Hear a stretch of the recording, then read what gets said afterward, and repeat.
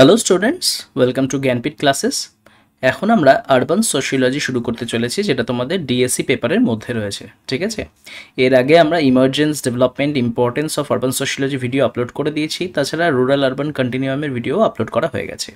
আজকে আমরা যেটা শুরু করব সেটা হচ্ছে আরবানিজম অ্যান্ড আরবানিটি। ওকে, তার মানে 1.3টা আমাদের ক্যালকাটা ইউনিভার্সিটি সিলেবাস অনুযায়ী, অন্যান্য সিলেবাস অনুযায়ী অন্য নাম্বারিং থাকতেই পারে, বাট আমাদের আজকের মূল টপিক হলো আরবানিজম অ্যান্ড আরবানিটি। ওকে, চলো তাহলে শুরু করা যাক।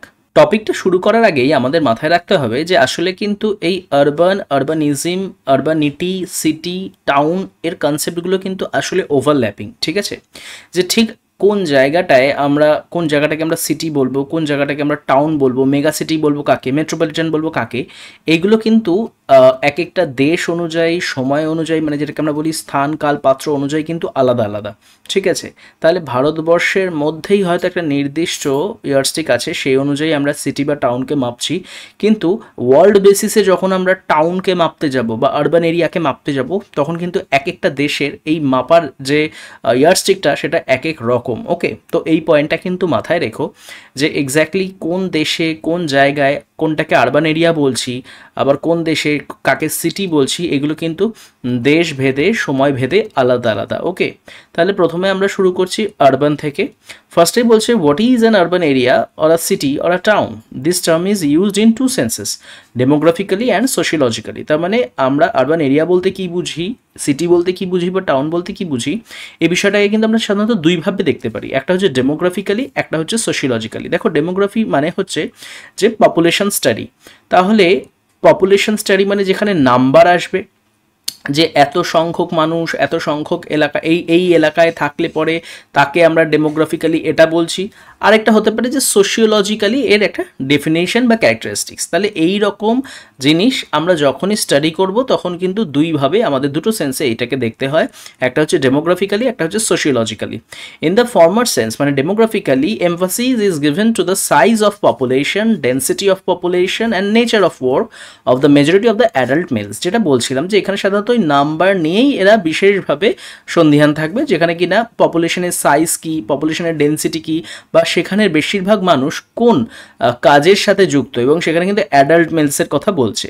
while in the latter sense the focus is on heterogeneity। তার মানে সোশিওলজিক্যালি যদি এবার আমরা বিষয়টাকে দেখার চেষ্টা করি, তাহলে heterogeneity, impersonality, interdependence and the quality of life, এইগুলো দেখা হয়। তাহলে এই জায়গায় আমাদের মাইনিউটলি বিষয়টা বুঝতে হবে যে হেটারোজেনিটি বলতে কি বোঝায়। হেটারোজেনিটি বলতে বোঝায় যেটা কিনা হোমোজেনিটি ঠিক উল্টো, তার মানে বৈসাদৃশ্য। তাহলে একটা নির্দিষ্ট স্থানে যখন মানুষের মধ্যে বৈসাদৃশ্য তৈরি হয়, সেটা কোন জায়গায়, আমরা কিন্তু অলরেডি ডুরখাইম পড়ে এসেছি, যে আমরা দেখেছি যে অর্গানিক সলিডারিটি, মেকানিক্যাল সলিডারিটি, একটা নির্দিষ্ট সমাজ যেটা কিনা ছিল সিম্পল সমাজ, ভিলেজ সোসাইটি, সেখানে দেখা গেছে যে মানুষ, তাদের মধ্যে সব কিছুতেই হোমোজেনিটি রয়েছে, মানে সমরূপতা। কিন্তু যখনই সেটা শহর হয়ে গেল, যে নানা জায়গা থেকে নানা রকম মানুষ আসছে, তখন কিন্তু সেটা হয়ে গেল বিষমরূপতা।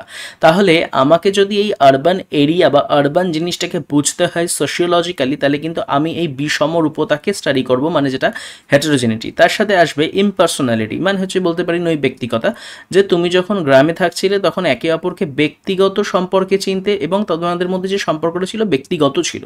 মানে তুমি কাউকে জিজ্ঞাসা করছো বা কারোর সাথে কথা বলছো, কাউকে জিজ্ঞাসা করছো যে সে কেমন আছে, কথা বলছো, এগুলো কিন্তু তার নির্দিষ্ট, মানে তুমি মন থেকেই তার প্রতি মানে তার এই ভাব ভালোবাসাটা ছিল। কিন্তু শহরের ক্ষেত্রে কিন্তু এই ইম্পার্সোনালিটিটা দেখা যায়, যে তোমার ফ্ল্যাটের উল্টো দিকের ফ্ল্যাটে যে বা যারা থাকে তার নাম কি, কোথায় থাকে, কি বৃত্তান্ত, তুমি কিছুই জানো না। তো এই ধরনের যে মানে ইম্পার্সোনাল রিলেশন, সেগুলো কিন্তু শহরে দেখা যায়। কিন্তু যেটা দেখা যায় তার সাথে হচ্ছে ইন্টারডিপেন্ডেন্স। এই ইন্টারডিপেন্ডেন্স মানে কি, যেটা আমরা ডুরখেইমেও পড়েছিলাম, যে হয়তো তোমাকে আমি চিনি না, হয়তো তোমার সাথে আমার কোনো ব্যক্তিগত ভালো সম্পর্ক নেই, হয়তো আমার তোমার প্রতি কোনো রকম কোনো আবেগ ভালোবাসা কিচ্ছু নেই, কিন্তু আমি তোমার উপর ডিপেন্ডেন্ট, তুমি আমার উপর ডিপেন্ডেন্ট। এবং আমরা পড়েছিলাম যে এই সলিডারিটিটাই কিন্তু আমাদের এই সমাজটাকে ধরে রাখবে, ঠিক যেমন অর্গানিক সলিডারিটির আন্ডারে আমরা পড়েছিলাম যে যেহেতু আমরা একে অপরের উপর ডিপেন্ডেন্ট, সেই কারণে আমরা কেউ কাউকে ছেড়ে, মানে আমাদের মধ্যে যেই দ্বন্দ্ব সেটা কিন্তু আসে না, আমরা একে অপরের উপর ডিপেন্ডেন্ট থাকি। And the quality of life, এবং আমরা কিভাবে জীবন কাটাচ্ছি। ঠিক আছে, আগে কি সুন্দর দিন কাটাইতাম, একটা গান রয়েছে, কি বিষয় যে না তোমরা যখন গ্রামে থাকতাম, আমরা যখন গ্রামে থাকতাম তখন একটা কোয়ালিটি অফ লাইফ ছিল, শহরে আসার পরেই সেই কোয়ালিটি অফ লাইফটা রাতারাতি বদলে গেল।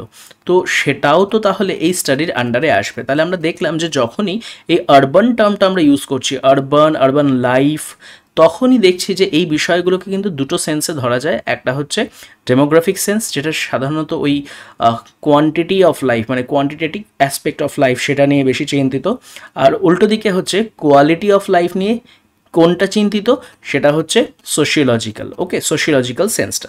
The German sociologist Tonnies differentiated between rural and urban communities in terms of social relationships and values. আমরা ফার্দিন্যান্ড টনিসের নাম পাবো, তাছাড়া আমরা আরও অনেক নাম পাবো। ঠিক আছে, সেই নামগুলো কিন্তু আমাদের জন্য ইম্পর্টেন্ট, তার কারণ আরবান সোশিওলজি নিয়ে তো অনেকে অনেক কিছু বলেনি, কিন্তু যে বা যারা বলেছিল তারা যে অপশানগুলো বলছে, মানে যে অ্যাসপেক্টগুলোকে তুলে ধরেছিল সেগুলো কিন্তু আমাদের মাথায় রাখতে হবে। তাহলে টনিস 1957-এ উনি রুরাল আর আরবান কমিউনিটির মধ্যে একটা ডিফারেন্সিয়েট করলো কিসের ওপর ভিত্তি করে, দেখো সোশ্যাল রিলেশনশিপ আর ভ্যালু, যে গ্রামে আমাদের সোশ্যাল রিলেশনশিপ কেমন ছিল আর আরবান এরিয়ায় আমাদের সোশ্যাল রিলেশনশিপ কেমন, গ্রামে আমাদের সোশ্যাল রিলেশনশিপ কেমন ছিল আর আরবান এরিয়ায় আমাদের সোশ্যাল ভ্যালুটা কেমন। তাহলে এই রিলেশনশিপ আর ভ্যালুর ওপর ভিত্তি করে তিনি কিন্তু রুরাল আর আরবান কমিউনিটির ওপর একটা ডিফারেন্সিয়েটেড করেছিলেন, তার নাম ছিল Tony's. Okay, the rural Gemeinschaft community is one in which social bonds are based on close personal ties of kinship and friendship, and the emphasis on tradition, consensus, and informality. While the urban Gesellschaft, এত অবধি যদি আমরা একটু দাঁড়াই, এখানে দুটো term আমরা পেলাম, একটা হচ্ছে Gemeinschaft, একটা হচ্ছে Gesellschaft। এই জায়গাটায় আমাদের আবার মনে করতে হবে যে ঠিক যেরকম ডুরখেইম বলেছিলেন যে একটা হচ্ছে homogeneous society, heterogeneous society, mechanical solidarity, organic solidarity, ঠিক সেরকম এখানেও কিন্তু গ্রাম বলতে জেমেনশ্যাফটকে বোঝানো হচ্ছে যেখানে সোশ্যাল বন্ড অনেক হাই থাকে, ক্লোজ পার্সোনাল রিলেশনশিপ থাকে, বন্ধুত্ব বলো আত্মীয়তা বলো তাদের মধ্যে এক নিকট সম্পর্ক থাকে, and the emphasis on tradition, তাদের ট্র্যাডিশন, কনসেনসাস এবং ইনফর্মালিটির উপর জোর দেওয়া হয়। ট্র্যাডিশন বলতে বুঝতেই পারছো ঐতিহ্যের উপর জোর দেওয়া, মানে কনসেনসাস বলতে বোঝায় যে একই বিষয়, একটি নির্দিষ্ট বিষয়ে সবার ঐক্যমত্য যে ইংলিশটা দাঁড়ায় সেটা হচ্ছে কনসেনসাস।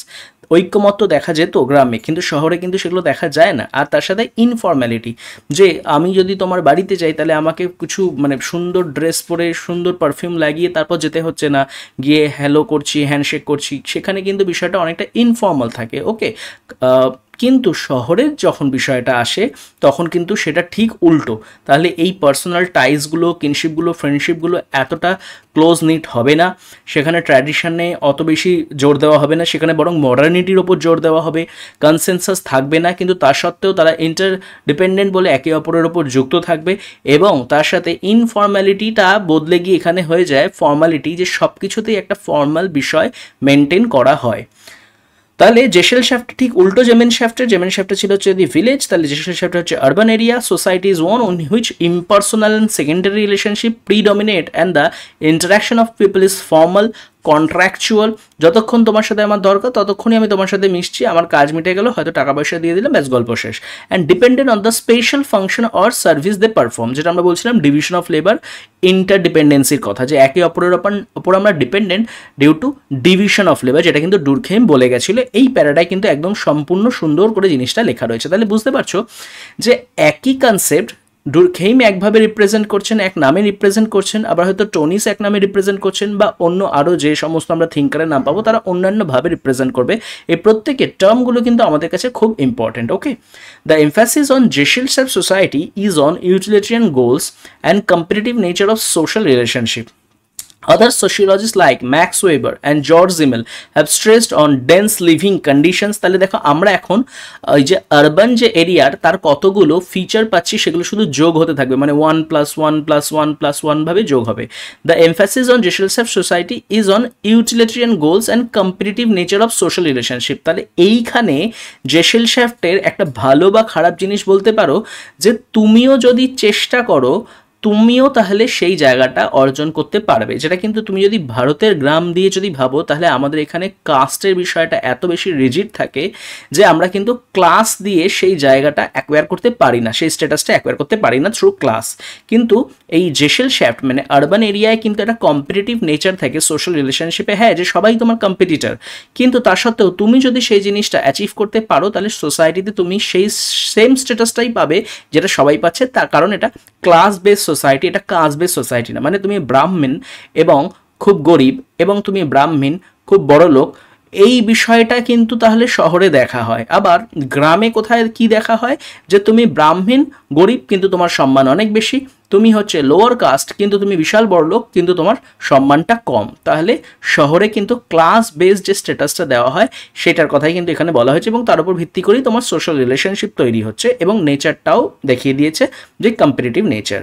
তাছাড়া ম্যাক্স ওয়েবার এবং জর্জ সিমেল তারাও এই আরবান এরিয়ার কিছু ক্যারেক্টারিস্টিক্স বা ট্রেটস দিয়েছিলেন, যেমন হচ্ছে ডেন্স লিভিং কন্ডিশনস, ওকে, যে তার মানে এরা ঘন সন্নিবিষ্টভাবে থাকছে, একত্রিতভাবে থাকছে, rapidity of change and impersonal interaction in urban settings, হঠাৎ করে সব কিছু বদলে যাওয়া, এবং তাদের একে অপরের সাথে কমিউনিকেশন বা ইন্টারপার্সোনাল যে ইম্পার্সোনাল যে রিলেশনশিপ, সেটা যে ইন্টারাকশন প্যাটার্নটা, মানে আমরা যেটা বাংলায় বলি মিথস্ক্রিয়ার যে ধরনটা, সেটা রাতারাতি বদলে যাচ্ছে, সমাজে কিছু সামাজিক পরিবর্তন আসছে, এবং সেটা এত দ্রুত যে তারা কিছু বুঝে ওঠার আগেই সমাজটা অনেকটা পরিবর্তন হয়ে যাচ্ছে, এবং ঘন সন্নিবিষ্টভাবে মানে ডেন্স লিভিং কন্ডিশন সেইভাবে কিন্তু থাকছে।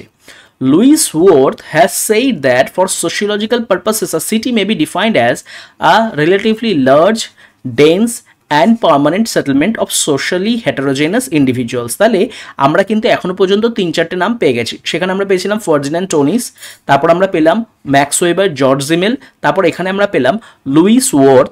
তিনি আবার এই আরবান এরিয়ার একটা ডেফিনেশনই দিয়ে ফেলেছেন, সেখানে তিনি বলছেন relatively large, dense and permanent settlement of socially heterogeneous individuals. দেখো এতক্ষণে কিন্তু আমরা একটা ডেফিনেশন পেলাম, এর আগে কিন্তু মোটামুটি আমরা কিছু ট্রেটস পাচ্ছিলাম। ওকে, তাহলে আশা করব যে তোমরা এইভাবেই ঠিক পড়বে বা বুঝবে বা পরীক্ষার হলে লিখবে, যাতে কিনা তোমার নাম্বারটা বেশি পাও। যে খাতা দেখবে সে যাতে বুঝতে পারে যে হ্যাঁ তুমি পড়ে এসেছো, নিজের মনে ওখানে শহর কি সেটা তুমি বানিয়ে লিখছো না। ওকে, scholars like Ruth Glass 1956 have defined city in terms of factor like size of population, density of population, main economic system, type of administration and some social characteristics. একটা জিনিস লক্ষ্য করো যে এখানে লুইস ওয়ার্থ কোন জিনিসটার ডেফিনেশন দিচ্ছে, city.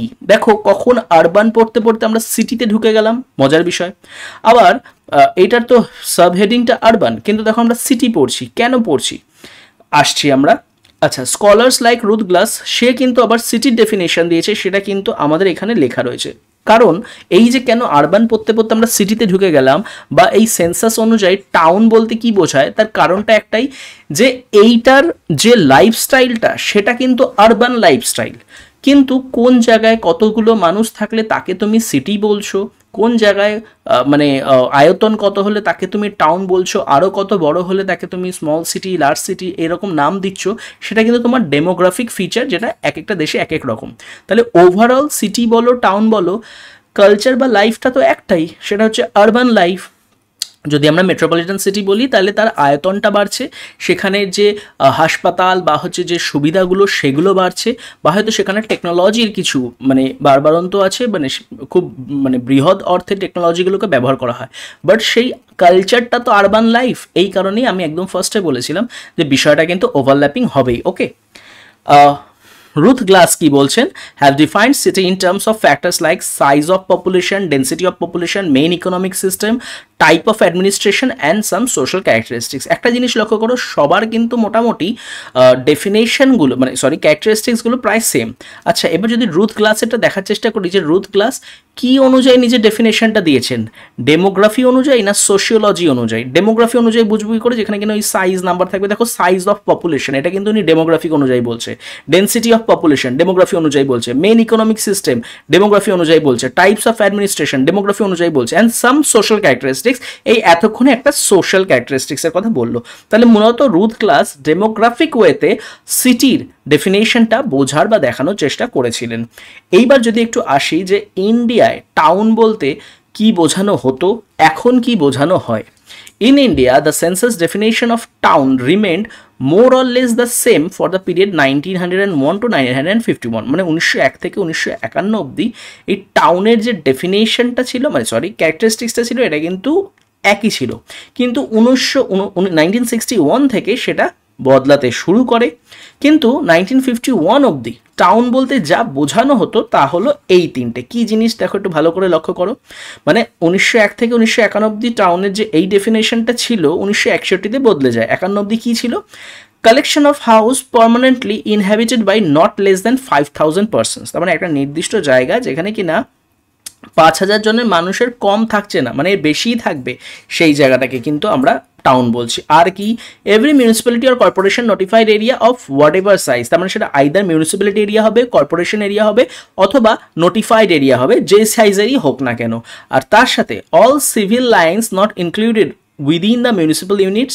Thus the primary focus in the definition of town was more on the administrative setup. তাহলে বুঝতেই পারছি যে মূলত কিন্তু এই অ্যাডমিনিস্ট্রেটিভ সেটআপ বা এটা আমরা বলতে পারি যে ডেমোগ্রাফিক সেন্স অনুযায়ী কিন্তু আসলে টাউনের ডেফিনেশনটা রচনা করা হয়েছিল till 1951 rather than the size of the population. মানে যদি আমরা এইভাবে ভাগ করি যে ডেমোগ্রাফিক, তার আন্ডারে যদি আমি বলি যে অ্যাডমিনিস্ট্রেটিভ, আর একটা যদি আমি বলি যে সাইজ, তাহলে ডেমোগ্রাফিকের আন্ডারে অ্যাডমিনিস্ট্রেটিভ অ্যাঙ্গেল অনুযায়ী টাউনের ডেফিনেশন ছিল 1951। তখনও কিন্তু সাইজের দিকে অতটা তাকানো হয়নি। তার মানে দেখো ডেমোগ্রাফির আন্ডারেই এরা কিন্তু সাইজের দিকে তাকায়নি, যে এটা সাইজ অফ পপুলেশনের দিকে অতটা বেশি তাকায়নি। এরা অ্যাডমিনিস্ট্রেটিভ স্ট্রাকচার যেখানে আছে সেই জায়গাটাকেই এরা আরবান বলে দাবি করেছিল। ওকে। In 1961, certain tests were applied for defining a place as town. These are a minimum population of 5000, যেটা সেম ছিল ওখানেও এখানেও। এইখানে একটা নতুন জিনিস অ্যাড হলো, a density of not less than 1000 persons per square mil। তার মানে একটা পার স্কোয়ার মিলে 1000 মানুষের নিচে থাকবে না, তার ওপরে থাকবে, এটাকে আমি টাউন বলবো। ঠিক আছে, দেখবে গ্রামের ঘরগুলো দেখবে অনেকটা ছাড়া ছাড়া হয়। এবার আমি যদি সেখানে পার স্কোয়ার মাইলের ডেন্সিটি দেখতে যাই তাহলে দেখবো অনেক কম। ঠিক আছে, কিন্তু শহরে কিন্তু এটা 1000-এর ওপরে চলে যায়। ওকে। 3/4 of its working population should be engaged in non-agricultural activities। তার মানে যতজন মানুষ আছে তার 4/3 যেন সেই মানে নন এগ্রিকালচার অ্যাক্টিভিটির সাথে যুক্ত থাকে। তার মানে আমি ধরতে পারি এখানে 100-র মধ্যে 75, তাহলে 4/3 মানুষ। এই জায়গাগুলোই কিন্তু আসলে আমাদের নতুনভাবে টাউনকে দেখতে সাহায্য করলো। তাহলে বুঝতে পারলে যে 1951 অবধি যেগুলো টাউন ছিল না সেগুলো হঠাৎ টাউন হয়ে গেল, বা যেগুলো টাউন ছিল সেগুলো টাউন হলো না। এই বদলটাও কিন্তু আমরা এই এক্সাম্পলে পাবো। ওকে, তাহলে সেখানে মানুষদের 4/3 নন এগ্রিকালচার কাজের সাথে যুক্ত থাকবে। The place should have a few characteristics and civic amenities like transport থাকবে, কমিউনিকেশন থাকবে, bank, school, market, recreation centre, hospitals, electricity and news papers. এই যে এত কিছু থাকবে নতুন করে হয়ে গেল, এর ফলে কি হলো? As a result of this change in the definition, 812 areas with 44 lakh people declared as towns in the 1951 census were not so considered in the 1961 census. তার মানে 44 লাখ মানুষ যারা এতদিন জানতো যে আমরা শহরে থাকি, হঠাৎ করে তারা শহরের বাইরে বেরিয়ে গেল, কারণ নতুন 1961 ট্রেডস অনুযায়ী তারা আর শহরের সাথে সেই ট্রেডসগুলো মিলছে না, এবং এরিয়া অনুযায়ী 812টা এরিয়া যেখানে কিনা 44 লাখ মানুষ থাকতো। তাহলে আমি যে বললাম তোমাদের একদম ফার্স্টে যে দেশকাল ভেদে কোনটা টাউন, কোনটা সিটি, কোনটা টাউন না, কোনটা রুরাল, এগুলো বদলে যায়। আশা করি এবার তার কারণটা বুঝতে পারলে যে গভর্নমেন্ট একটা ইয়ার্ডস্টিক দিচ্ছে, সেই অনুযায়ী বদলে যাচ্ছে। তো আমাদের যদি মানে ডেমোগ্রাফি সেন্স অনুযায়ী এটা মাপতে যাই যে কোনটা সিটি কোনটা টাউন, তাহলে আমরা প্রত্যেক জায়গায় দেখবো জিনিসটা বদলে যাচ্ছে, পুরো বিশ্বে আলাদা। কিন্তু যদি সোশিওলজিক্যালি মাপতে যাই যে the culture of life, the society itself, তাহলে কিন্তু আমরা ওই আরবান লাইফটা যেখানেই পাচ্ছি সেটাই আমাদের আরবান এরিয়ার মধ্যে পড়ছে। তাহলে আমি যদি একজন সোশিওলজিস্ট হই এবং আমার মূল উদ্দেশ্য হয় যে আমি আরবান এরিয়াটাকে স্টাডি করবো, আরবান লাইফ, আরবান কালচারটাকে স্টাডি করবো, আরবান ভ্যালুটাকে স্টাডি করবো, তখন কিন্তু আমি ওভারঅল সিটি বা টাউন দেখবো না। হ্যাঁ, আমাকে সরকারি মাপকাঠি অনুযায়ী একটা ইয়ারস্টিক রাখতেই হবে, কারণ রিসার্চ করার তো নির্দিষ্ট কিছু নিয়ম থাকে। বাট অ্যাজ আ সোশিওলজিস্ট আমি ওই চেঞ্জ, ইফেক্ট, অ্যাফেক্ট এগুলোর ওপর বেশি জোর দেবো রাদার দ্যান কোনটা সিটি কোনটা town. Okay. The 1961 basis was adopted in the 1971, 1981 and 1991 censuses too for defining towns. Now demographically, areas with population between 5,000 to 20,000 and considered as small town। ঠিক আছে, 1961-এ যেটা মানে অ্যাডপ্ট করা হলো, মানে 1961 যে নিয়মগুলো আমরা দেখলাম সেটা হচ্ছে 71, 81, 91 এখানে লাগু হলো। তার পরবর্তী ক্ষেত্রে আবার নিয়ম হলো যে 5,000-এর বেশি, 20,000-এর কম এরকম আমরা স্থানকে কি বলবো, স্মল টাউন। ছোটি উংলি পে চাইগে তুমি সি স্মল টাউন গান শুনেছো নিশ্চয়ই, ঠিক আছে, বা আমরা অনেকেই বলি যে he is a small town গায়। তার মানে সে যেখানে থাকতো সেখানে মানুষজনের মানে সেটা পিওর টাউন ছিল না, এটা স্মল টাউন ছিল। Okay, those with population between 20,000 and 50,000 আর কনসিডার্ড অ্যাজ লার্জ টাউন। তার মানে 20 থেকে 25 এটা আমার হয়ে গেল large town. Those with population between 50,000 and 1 lakh আর কনসিডার্ড অ্যাজ বিগ সিটিজ। তাহলে আমি কি কি পেলাম দেখো, small town, large town, big city. Those with more than 10 lakh people are considered as metropolitan areas and those with more than 50 lakh people are called mega cities. আশা করি এখানে তোমরা সবকটার এক্সাম্পলই পেয়ে গেলে। কিন্তু আমাকে বলো যে এইগুলো কি সঠিক মাপকাঠি হতে পারে যে আমি মেগা সিটিতে থাকি না মেট্রোপলিটন এরিয়ায় থাকি, সেটা একটা দেশে এই নিয়ম অনুযায়ী চলছে। আমরা কিছুক্ষণ পরেই এক্সাম্পল পাবো যে অন্য দেশে এত জনসংখ্যা অনুযায়ী ধরাই হয় না, মানে জনসংখ্যাটার মাপকাঠি আলাদা। Sociologist do not attach much importance to the size of population, যে কথাটা আমি একটু আগেই তোমাদের বলছিলাম in the definition of city, because the minimum population standards vary greatly. For example, in the Netherlands, a minimum population of 20,000 is required for a place to be designated as urban.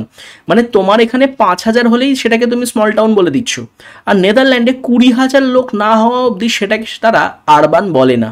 In France, Austria and West Germany, it is 2,000. In Japan, it is 3,000. In USA, it is 3,500 and so on. একদম প্রথমের কথাটা আমার মনে করো, যে কথাটা আমি বলেছিলাম যে ওভারল্যাপিং নেচার, জায়গা থেকে জায়গা বদলাতে থাকে। ওকে, as such, they give more importance to characteristics other than the population size. Theodorson has defined urban community as a community with a high population density, a predominance of non-agricultural occupations, a high degree of specialization resulting in complex division of labor, and a formalized system of local government. It is also characterized by a prevalence of impersonal secondary relations and dependence on formal social controls. এবার আমাকে বলো, থিওডরসন এই urban কমিউনিটির যে ডেফিনিশনটা দিলেন সেটা demographic angle থেকে দিলেন না সোশিওলজিক্যাল অ্যাঙ্গেল থেকে দিলেন? কমেন্ট সেকশনে জানিও আমাকে, বা নিজেরা যদি বুঝতে পারো তাহলে ভীষণ ভালো কথা।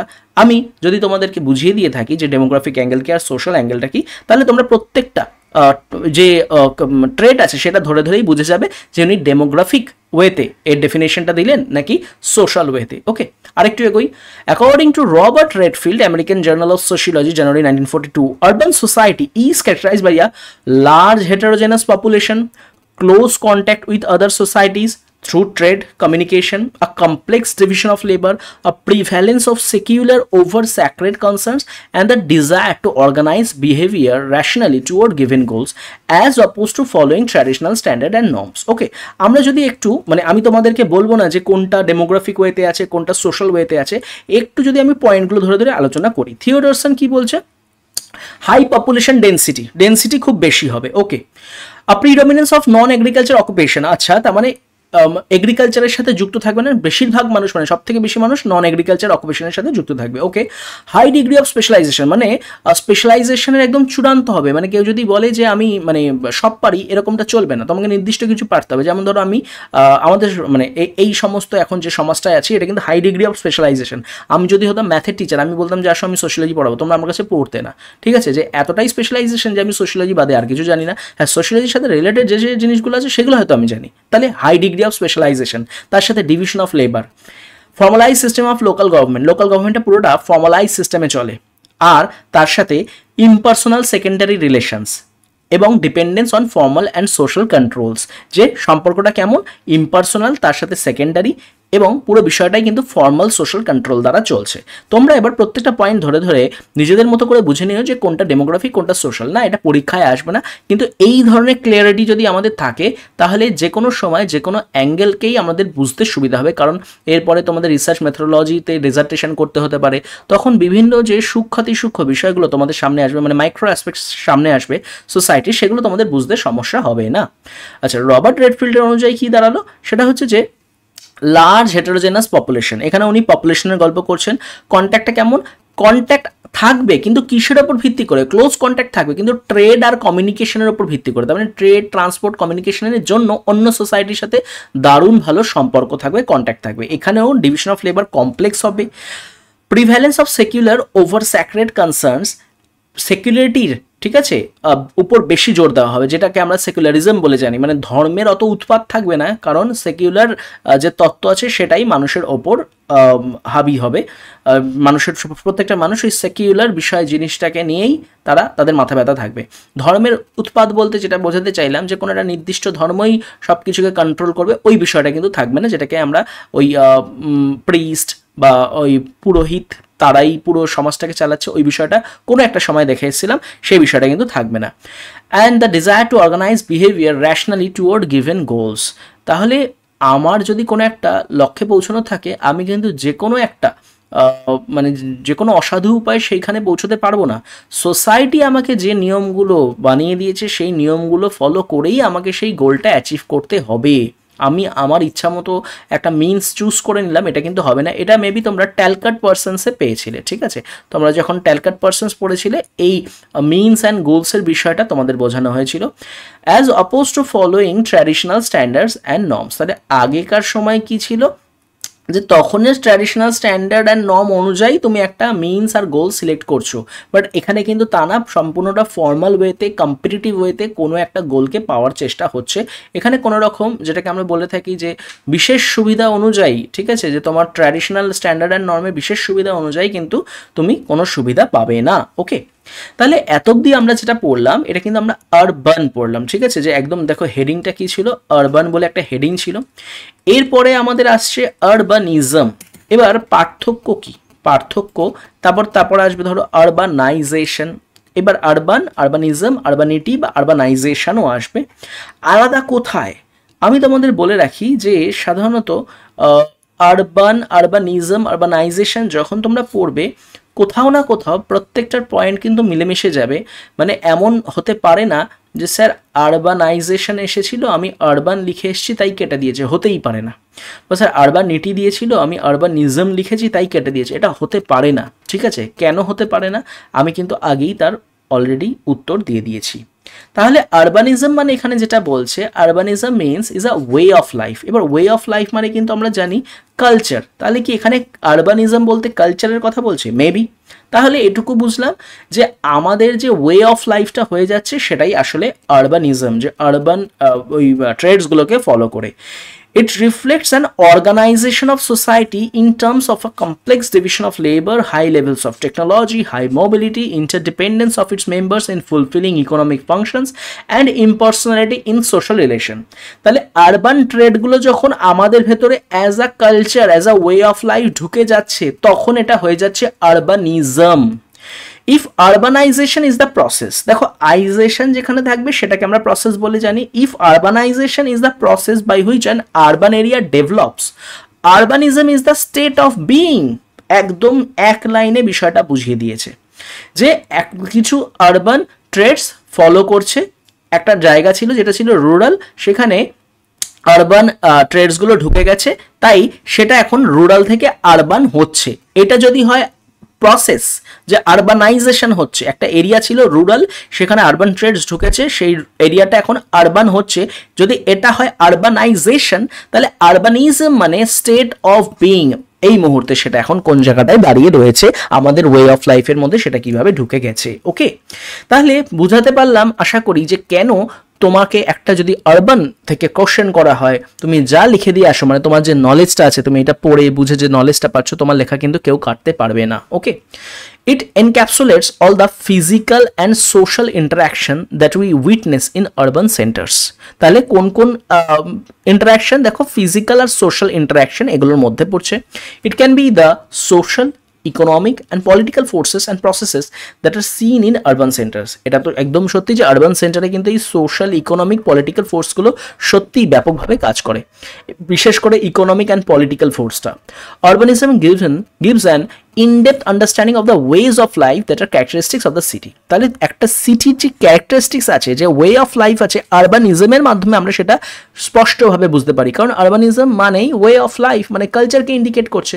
তাহলে বোঝাতে পারলাম যে আরবান, সেখানে কি কি ট্রেডস, সেখানে সোশ্যাল ট্রেডসগুলোই আমাদের জানার।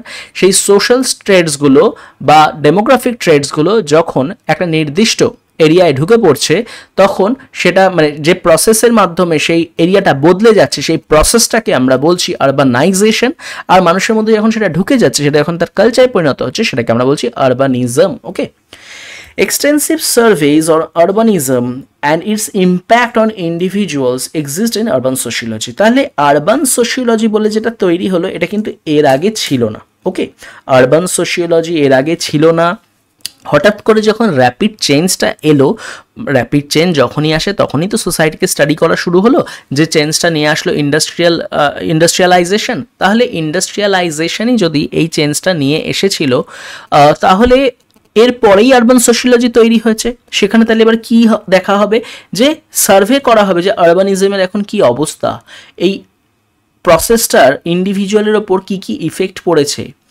One of the most interesting works in Urbanism as a Way of Life by Louis Worth, which can give you a detailed analysis of the ways of the phenomena changes the lives, habits, interactions and thinking of people as they get acculturated to urban life. ওকে, তাহলে এখানে আমরা একটা ভালো বইয়ের নাম পেলাম Luis ওয়ার্থের আরবানিজম as a way of life. সেইখানে কিন্তু আমরা দেখতে পারবো যে হঠাৎ করে আরবানিজমটা মানুষের জীবনধারা, তাদের যে আচরণ, তাদের যে মিথস্ক্রিয়া এবং তাদের যে ভাবনা চিন্তা সবটাকেই হঠাৎ করে কিভাবে বদলে দিল। ওকে, though urban life brings endless possibilities of social interactions, Worth's work inform us the contractions. Though people live in close proximities, isolated and lack of intimacy in social interactions can make people lonely, detached and depressed. এখানে কিন্তু একটা আলাদা অ্যাঙ্গেলেই বিষয়টা represent করা রয়েছে যে হ্যাঁ, আমাদের হয়তো ডেন্সিটিটা বেড়ে গেছে, একসাথে থাকছি, ঘিঞ্জি এলাকায় থাকছি, একটা বস্তির তৈরি হচ্ছে, কিন্তু আমাদের মধ্যে যে দূরত্বগুলো সেইগুলো কিন্তু অনেক অনেক বেড়ে গেছে। তাহলে গ্রামের মানুষের মধ্যে যে পার্সোনাল রিলেশন ছিল, সেখানে যে একাত্মবোধতা ছিল, ঐক্যমত্য ছিল, এখানে যেগুলো সেটা সবটাই চলে গেছে। তাই মানুষ এখানে লোনলি, ডিপ্রেসড, ডিট্যাচড সব হয়ে পড়েছে। ওকে, এটা ছিল তাহলে আমাদের আরবানিজম। এবার আরবানিজম যদি শেষ হয়ে গিয়ে থাকে, নাও হোয়াট ইজ আরবানাইজেশন? নাইজেশন মানে বলেছি একবার যে আইজেশন মানেই কিন্তু বোঝাচ্ছে একটা প্রসেস। ঠিক আছে, চলো আরেকটু দেখে নিই। Urbanization is the movement of population from rural to urban, already discuss করেছি, areas and the resulting increasing proportion of population that resides in urban rather than rural places. তাহলে এক তো হচ্ছে যে এই চেঞ্জটা, যে রুরাল থেকে আরবান হচ্ছে এই প্রসেসটা, এবং তার সাথে কিভাবে জনসংখ্যাটাও বাড়ছে। Thomson Warren Encyclopedia of Social Sciences has defined it as the movement of people from communities concerned chiefly or solely with agriculture to other communities, generally larger, whose activities are primarily centered in government, trade, manufacture or allied interest. তাহলে এখানে আমরা আরেকটা নাম পেলাম, Thomson Warren. তিনি আবার এই বিষয়টাকে একটা মানে আরবানাইজেশনকে একটা নির্দিষ্ট ডেফিনেশনে বাঁধার চেষ্টা করেছেন। বলছে এটা মুভমেন্ট অফ পিপল, মানুষের মুভমেন্ট হচ্ছে। কেন, কোন দিকে? যেখানে কিনা তারা এগ্রিকালচার থেকে নন এগ্রিকালচার যে ফিল্ডগুলো রয়েছে সেই দিকটায় নিজেদেরকে নিয়ে যাচ্ছে। সেটা হতে পারে ট্রেড, সেটা হতে পারে গভর্নমেন্ট, সেটা হতে পারে ম্যানুফ্যাকচার বা allied interest. Okay, according to Anderson, urbanization is not a one way process, মানে এটা কিন্তু এক ওয়ে প্রসেস নয়, but it is a two way process. It involves not only movement from village to cities and change from agriculture occupation to business, trade, service, profession, but it also involves change in the migrants' attitudes. তাহলে two way process কেন বলছে? যেটা শুধুমাত্র একটা movement হচ্ছে না যে এক জায়গা থেকে আরেক জায়গা চলে যাচ্ছে, প্রফেশনটা বদলে যাচ্ছে, তাদের বলছে যে শুধু এগুলো তো বদলাচ্ছেই, তার সাথে মাইগ্রেন্টদের যে অ্যাটিটিউড, যে বিলিভ, যে ভ্যালু, যে বিহেভিয়ার প্যাটার্ন সেগুলোও বদলাচ্ছে। এই কারণে উনি এটাকে বললেন টু ওয়ে প্রসেস। কে বললেন? অ্যান্ডারসন। দেখো এইভাবে যদি নাম ধরে ধরে কে কি বলেছে আমরা মনে রাখতে পারি তাহলে কিন্তু আমরা নম্বর পাবোই। Okay, he has given 5 characteristics of urbanization: money economy, civil administration, cultural changes, written records and innovations। তার মানে ওনার মতে আরবানাইজেশনের মূলত এই 5টা ক্যারেক্টারিস্টিক্স। মানি ইকোনমি মানে এখানে কিন্তু ওই কমোডিটি হিসাবে মানে বার্টার সিস্টেম চলে না, এখানে কিন্তু একদম মানি ইকোনমি চলছে। সেটা এবার মানি হতে পারে, অন্যান্য ফর্ম হতে পারে। একদম সিভিল অ্যাডমিনিস্ট্রেশন, যেটাকে আমরা বিউরোক্রেসি বলে জানি। কালচারাল চেঞ্জ, কালচারাল সাধারণত মিক্স আপ হয়, ডিফিউশন হয়, অ্যাকালচারেশন হয়, অনেক কিছু হচ্ছে। এবং তার সাথে রিটেন রেকর্ডস সব কিছুর, এবং তার সাথে ইনোভেশন। এই 5টা জিনিস হচ্ছে ওনার মতে আরবানাইজেশনের মূল বিষয়। ওকে, তাহলে এত অবধি দেখতে পাচ্ছ আমরা কিন্তু শেষ করে ফেললাম আরবানাইজেশন এবার আমরা এর সাথে আরেকটা জিনিস অ্যাড করব, সেটা হচ্ছে সিটি। এই যে সিটিটা আমরা অ্যাড করছি তার কারণ হচ্ছে এখানে কিন্তু তোমরা দেখতে পাচ্ছ যে আরবানিজম অ্যান্ড আরবানিটি রয়েছে, আর তার সাথে রয়েছে আরবানাইজেশন প্রসেসেস অ্যান্ড প্যাটার্নস। আমরা কিন্তু তাহলে এখানে মূলত এই দুটোই বুঝে নিচ্ছি যে আরবানিজম অ্যান্ড আরবানিটি পড়তে পড়তে তার প্রসেস কি হতে পারে, যে আরবানাইজেশনের প্রসেসটা কি, কিভাবে একটা জায়গা আরবানাইজেশনে মানে আরবানাইজড হয়ে উঠছে সেটা, এবং তার প্যাটার্নটাও বুঝে নিচ্ছি। এই কারণে কিন্তু আমরা সিটিটাও পড়ছি। তাহলে আমাদের এমন কখনো প্রশ্ন আসবে না যে যেখানে শুধু আমাকে জিজ্ঞাসা করছে যে আরবান মানে আর কিছু না, তো তাহলে আরবান ফিচার জিজ্ঞাসা করবে বা আরবানাইজেশন কি জিজ্ঞাসা করবে। সেখানে কিন্তু আমরা এই পুরোটাই তাহলে চোখ বন্ধ করে লিখে দিয়ে আসতে পারছি, কোথাও নাম্বার কাটার কোনো গল্প নেই। ওকে, তাহলে এই কারণেই আমরা সিটিটা পড়বো। চলো তাহলে এগিয়ে যাই। City: The growth of cities and the urbanization of social life have long stood at the center of social science inquiry. তাহলে the growth of cities and the urbanization of social life, তাহলে CTO বাড়ছে এবং তার সাথে social life আরবানাইজড হচ্ছে, এই দুটো জিনিস কিন্তু সোশ্যাল সায়েন্স এনকোয়ারির একটা হট টপিক ছিলই। Urban housing, politics, intergroup relations, class and stratification patterns, economic structure, demographic trends, and the nature of communities are among the most frequent areas of scholarly investigation. কেন জানো? কারণ এগুলো তো আলাদা। আমরা যখন এর আগে একটা ফিউডাল সিস্টেম বা একটা অন্য মোড অফ প্রোডাকশন বা একটা ভিলেজ লাইফ, রুরাল লাইফে থেকে এসছি, তখন কিন্তু এই আরবান হাউজিং প্যাটার্ন, এই আরবান পলিটিক্স, ইন্টারগ্রুপ রিলেশন এগুলো টোটালি আলাদা ছিল, বা এই জিনিসগুলো হয়তো ছিলই না, নতুন এসছে।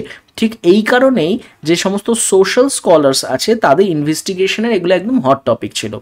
Social scientists have focus on social interactions in urban areas because সিটিজ have the unique capacity to bring together many cultural strands. যে এরা যে সোশ্যাল ইন্টারাকশন তার উপরে জোর দিত, কারণ একমাত্র সিটিরই এই ক্যাপাবিলিটি ছিল যে ভেরিয়াস কালচারকে তারা একই জায়গায় নিয়ে এসে এক সুতোয় বেঁধে দিচ্ছে এবং সবাই সবার সাথে কথা বলতে বাধ্য। মানে এটা যদি হতো গ্রাম, তাহলে হতো কি যে আচ্ছা ও লোয়ার কাস্ট, ওর সাথে আমি মিশিও না, ওর সাথে আমি ওর ছায়াও আমি মারাই না, দূরে দূরে থাকে। কিন্তু এইখানে দেখা যাচ্ছে যে একই কারখানায় সবাই মিলে কাজ করছে, সবাইকে একসাথে থাকতে হচ্ছে, মিশতে হচ্ছে, সে তার নেবার। তো এই যে ডিফারেন্ট কালচারগুলোকে একটা সুতোয় বেঁধে দিল, এটাই কিন্তু সিটির মূল তাৎপর্য। তো কেন এগুলো সোশ্যাল সায়েন্টিস্টদের বা সোশ্যাল স্কলার্সদের টানবে না? Economic problems and power dynamics are intensified resources are scarce due to dense population. তাহলে ইকোনমিক প্রবলেম এবং পাওয়ার ডাইনামিক এইগুলোও কিন্তু আরও বাড়লো, কারণ স্কার্স রিসোর্স মানে আমরা জানি যে যেটা আমাদের উৎস, সেই উৎসটা যখন ছোট হয়ে যায় বা সেই অনুযায়ী যদি মানুষ অনেক বেড়ে যায়, তখন কিন্তু একটা ওই মানে কে নেবে, ধরো বন বা জঙ্গলের যে জায়গা সেটা কমে আসছে, তো জায়গা কমে আস্তে আস্তে আস্তে এমন জায়গায় আমরা পৌঁছে যাই যে বাঘ অন্যান্য মানে বাঘ যেহেতু সবচেয়ে শক্তিশালী বা সিংহ যেহেতু সবচেয়ে শক্তিশালী, সে অন্যান্য জন্তু জানোয়ারকে মেরে দিচ্ছে, কারণ স্কার্স রিসোর্স এখন বেঁচে থাকার জন্য লড়াই। এই লড়াইটা কিন্তু শহরেও দেখা যায়। Cities also operates as zones of confluence for economic relationships and other types of diversity as new ideas, people and goods are constantly flowing through urban areas. তাহলে সিটি বলতে অনেক নিত্য নতুন কিছু, কিন্তু নিত্য নতুন সমস্যা, অর্থনৈতিক যে সম্পর্কগুলো, এখানে নতুন আইডিয়াও পাওয়া যায়, মানুষ আলাদা, বা এখানে যে আর কি সার্ভিসগুলো পাওয়া যাচ্ছে সেগুলো অন্য জায়গায় পাওয়া যাচ্ছে না। তো সব দিক থেকেই নতুন, কিন্তু ওই পজিটিভ না নেগেটিভ সেইটা আমরা আলোচনা করব না, কারণ পরিবর্তন যখন কিছু হয় তখন সেখানে ভালো খারাপ দুই দিকই থাকে। ওকে, এইখানে এই প্যারাটায় বেসিক্যালি আমরা জিমেল বলে মানে জর্জ জিমেলের মূল বক্তব্য পাবো। এখানে বলে রাখি মেট্রোপলিস অ্যান্ড মেন্টাল লাইফ বলে জিমেলের একটা খুব উল্লেখযোগ্য লেখা আছে, তোমরা পারলে সেই লেখাটা পড়ো, বা তোমাদের সিলেবাসে হয়তো অনেক ইউনিভার্সিটির সিলেবাসে থেকে থাকে। এইখানে কিন্তু সেই বিষয়টাই তুলে দেওয়া রয়েছে। Okay, the advent of globalization and the information and communication technology revolution in particular have had a profound impact on cities around the world and have rejuvenated academic interest in urban sociology. তাহলে হঠাৎ করে globalization হলো, IT sector খুললো, নতুন টেকনোলজির evolution হলো, তার ফলে হলো কি যে আরবান সোশিয়োলজিটা রাতারাতি বদলে গেল। কারণ এই যে ওই যে বলেছিলাম কজ অ্যান্ড এফেক্ট, মানুষগুলোর ওপর তার এফেক্ট পড়ছে, যার ফলে মানুষের লাইফস্টাইল, চিন্তাভাবনা সব কিছু বদলে যাচ্ছে।